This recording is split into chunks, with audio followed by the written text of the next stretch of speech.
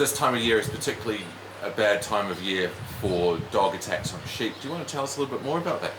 Yeah, it does tend to be seasonal. It can happen all year round, but it does tend to be seasonal, especially around the beginning of lambing time, and in particular when we start getting a full moon.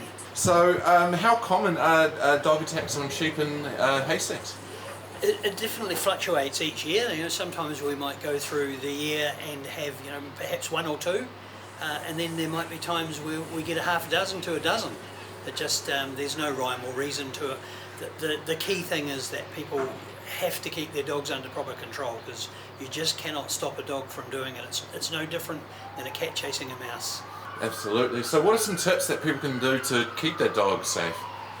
Yeah, well, I guess at the end of the day, when you see a dog sitting on the doorstep, when you go on the porch when you go to bed at night, and it's still sitting there in the morning, odds are it hasn't been there all night. It's gone walkabout and it's returned.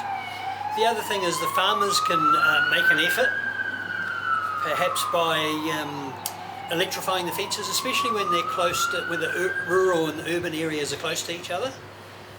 Electrifying the fences, getting rid of dead stock, perhaps leaving home kills to another time, or cleaning up thoroughly after them, and just being really vigilant on a full moon, and perhaps bring the ewes with lambs in closer so they can be easily kept an eye on. The only one thing is that once a dog has worried stock, it's highly likely that it'll happen again within the next couple of weeks. So that's a time to be extra vigilant. So farmers should keep an eye on their stock, and if they see a dog kind of stalking around, they should try and get in contact with the animal control? Absolutely, and we can investigate, yeah. Okay. Yeah.